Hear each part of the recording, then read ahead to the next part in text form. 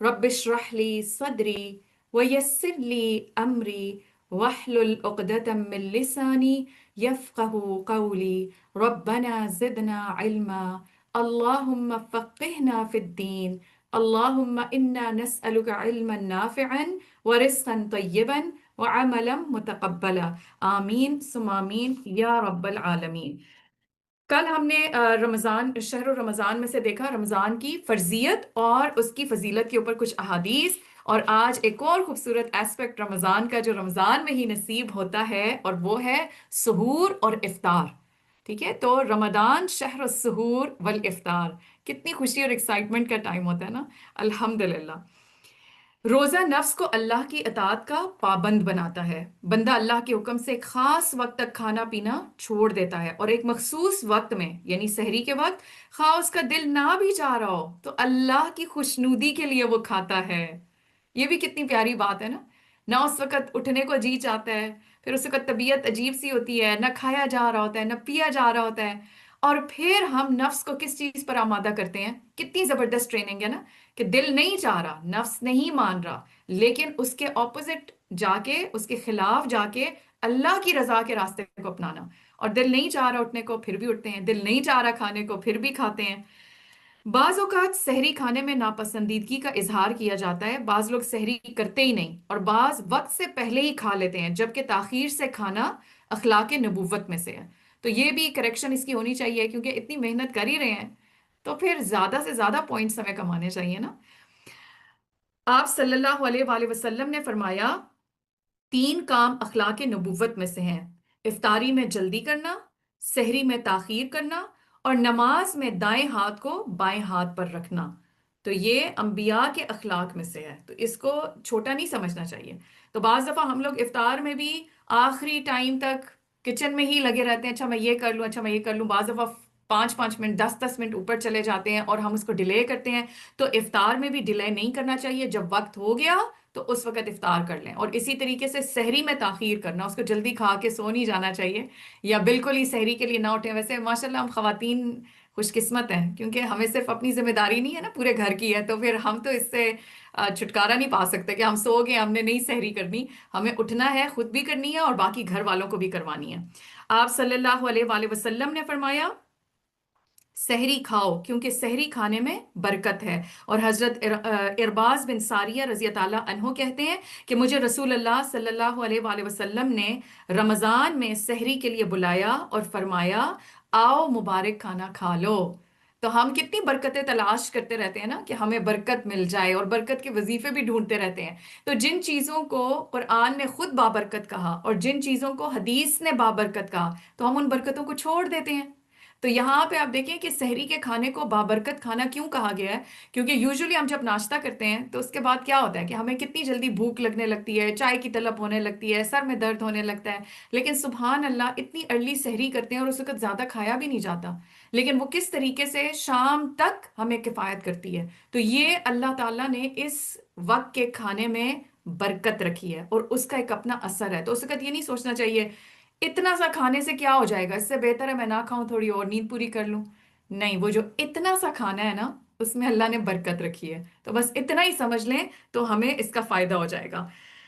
اسی طریقے سے سحری جو ہے وہ اللہ کی عطا ہے۔ آپ صلی اللہ علیہ وآلہ وسلم نے فرمایا یہ سحری برکت ہے جو اللہ نے تمہیں عطا فرمائی ہے، اس لیے اسے مت چھوڑو۔ آپ صلی اللہ علیہ وآلہ وسلم نے فرمایا تم لوگ اپنے اوپر صبح کا کھانا یعنی سحری کو لازم کر لو، اس لیے کہ وہ صبح کا مبارک کھانا ہے۔ آپ صلی اللہ علیہ وآلہ وسلم نے فرمایا سحری کھانا باعث برکت ہے، اس لیے اسے ترک نہ کیا کرو، خواہ پانی کا ایک گھونٹ ہی پی لیا کرو۔ یعنی اگر بہت نہیں بھی کھایا جا رہا اس وقت، نہیں طبیعت مان رہی ہے، تو اس میں پھر کچھ نہ کچھ پانی کا گھونٹ، آپ دیکھیں اس حدیث میں آتا ہے پانی کا گھونٹ ہی پی لو، اب وہ کتنا ہوتا ہے، تو لیکن اس کو ترک نہیں کرنا چاہیے۔ اسی طریقے سے ایک اور بہت خوبصورت اور موٹیویٹنگ حدیث ہے، اور وہ کس سے ریلیٹڈ ہے کہ سحری کھانے والوں پر رحمتیں نازل ہوتی ہیں۔ اب آپ دیکھیں یہ کتنی بڑی بات ہے، پہلے کیا بات آئی کہ اس میں برکت ہے، اور اب کیا بات ہو رہی ہے کہ سحری کھانے والوں پر رحمتیں نازل ہوتی ہیں۔ آپ صلی اللہ علیہ وآلہ وسلم نے فرمایا یقیناً اللہ اور اس کے فرشتے سحری کھانے والوں پر درود بھیجتے ہیں۔ سبحان اللہ۔ اللہ اور اس کے فرشتے سحری کھانے والوں پر درود بھیجتے ہیں. کیا مطلب ہے اس کا؟ کہ اللہ تعالیٰ کی طرف سے ان پر رحمتیں اور برکتیں نازل ہوتی ہیں، اور فرشتے ان کے لیے رحمت اور مغفرت کی دعائیں کرتے ہیں. آپ بتائیں، اب ہم چھوڑنا چاہیں گے اس وقت کے کھانے کو؟ تو یہ ضرور بچے بھی جب نہیں کھانا چاہتے نا تو ان کو بھی یہ احادیث سنا کے موٹیویٹ کریں کہ آپ دیکھیں کہ یہ کتنی بڑی غنیمت ہے کہ اس موقع پر ہمارا دل نہیں چاہ رہا اور اللہ تعالیٰ بھی درود بھیجتے ہیں. اس کا مطلب یہ ہے کہ اللہ تعالیٰ کی طرف سے رحمتیں اور برکتیں اپنے بندے پر نازل ہو رہی ہوتی ہیں. اور دوسری طرف فرشتے درود بھیجتے ہیں، یعنی وہ کانسٹنٹلی سحری کرنے والوں کے لیے مغفرت اور رحمت کی دعائیں کر رہے ہوتے ہیں. اور آپ پورے قرآن میں دیکھیں گے کہ ٹھیک ہے دعائیں بہت سے طرح کی ہیں، لیکن خاص طور پہ ایک کمبینیشن جو آپ کو بہت زیادہ نظر آئے گا، آج بھی ہم انشاءاللہ اس کو پڑھیں گے، وہ مغفرت اور رحمت ہے. ٹھیک ہے؟ تو یہ دو چیزیں جس کو مل جائے نا اس کے لیے بس خیر ہی خیر ہے.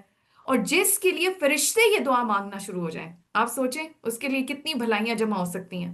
تو اس لیے سستی کی وجہ سے اس کھانے کو چھوڑنا نہیں چاہیے، اس میں اتنی رحمتیں اور برکتیں ہیں. آپ صلی اللہ علیہ وآلہ وسلم نے فرمایا کہ کھجور مومن کی بہترین سحری ہے. اب اس موقع پر کھایا کیا جائے؟ تو اس کے لیے کیا پتہ چلتا ہے کہ کھجور جو ہے وہ بہترین غذا ہے، تو سحری میں اس کو کھانا چاہیے. اچھا جی، اب ایک اور پوائنٹ کیا ہے کہ افطاری کا وقت خوشی کا وقت ہوتا ہے. تو یہ تو ہم سارے ایکسپیرینس کرتے ہیں، چاہے ہم عمر کے کسی بھی حصے میں ہوں. یہ صرف بچوں کے لیے نہیں ہوتا، بڑے بھی. یہ ایک ایسی خوشی اور ایکسائٹمنٹ ہوتی ہے جو جب بھی روزہ رکھیں، جس بھی عمر میں رکھیں، جس بھی مہینے میں رکھیں، نفلی رکھیں یا فرضی رکھیں، افطار کے وقت کی خوشی ایک اپنی خوشی ہوتی ہے. آپ صلی اللہ علیہ وآلہ وسلم نے فرمایا روزے دار کو دو خوشیاں حاصل ہوتی ہیں. ایک اس وقت جب وہ افطار کرتا ہے تو خوشی محسوس کرتا ہے، اور دوسرے جب وہ اپنے رب سے ملاقات کرے گا تو روزے کا ثواب دیکھ کر خوش ہو جائے گا. تو امیجن کریں، ابھی تو ہم افطار کرتے ہوئے خوش ہو رہے ہوتے ہیں کہ الحمدللہ ایک عبادت کو مکمل کرنے کے بعد اب یہ اللہ کا انعام ہے، اب ہمارے لیے کھانا کھل گیا، اور ہم اس وقت جو خوشی محسوس کرتے ہیں. اور دوسری خوشی اسی وقت سوچا کریں کہ یہ ایک اور خوشی ہے، ایک اور خوشی ہے جو میرے لیے سیو ہو گئی ہے. اور وہ کیا ہے؟ کہ جب وہ قیامت کے دن رب سے ملاقات جب کرے گا تو روزے کا ثواب دیکھ کر خوش ہوگا. اسی طریقے سے افطار کے بارے میں کیا آتا ہے کہ آپ صلی اللہ علیہ وآلہ وسلم نے فرمایا جب تک لوگ افطار کرنے میں جلدی کرتے رہیں گے بھلائی پر رہیں گے. اب یہ بھی کتنی امپورٹنٹ ہے نا ہم سب کے لیے سمجھنی، کہ وقت کے اوپر افطاری تیار کریں، اور افطار میں ایسی چیزیں زیادہ اپنی مینیو میں نہ شامل کریں کہ آخر میں گرم گرم آپ کو اتارنی پڑے. کچھ چیزیں تو کرنی پڑتی ہیں، اٹس فائن، لیکن یہ ہے کہ ایٹ لیسٹ زیادہ نہیں، 5 منٹ پہلے نہیں بیٹھ سکتے تو 2 منٹ پہلے کچن کو سب کلوز کر کے اور بیٹھ جائیں. ٹھیک ہے؟ کیونکہ وہ دعاؤں کی قبولیت کا بھی وقت ہوتا ہے.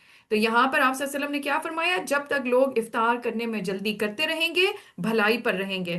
آپ صلی اللہ علیہ وآلہ وسلم نے فرمایا جب تم میں سے کسی نے روزہ رکھا ہو تو اسے چاہیے کہ کھجور سے افطار کرے، اور اگر کھجور نہ ملے تو پانی سے افطار کرے، بلا شبہ پانی پاک کرنے والا ہے. تو افطار کے وقت پہ بھی آپ دیکھیں کہ اسلام نے ہمیں یہاں پہ بھی کتنی خوبصورت گائیڈنس دی ہے. یہاں پہ بھی ہمیں اپنی مرضی پہ نہیں چھوڑا، بلکہ جو چیز ہمیں واقعی میں بینیفٹ دے سکتی ہے، جس کا فائدہ ہے، وہی بات ہے کہ آج سائنس اور میڈیکل سائنس انہی چیزوں کو پروف کر کے بتا رہی ہے.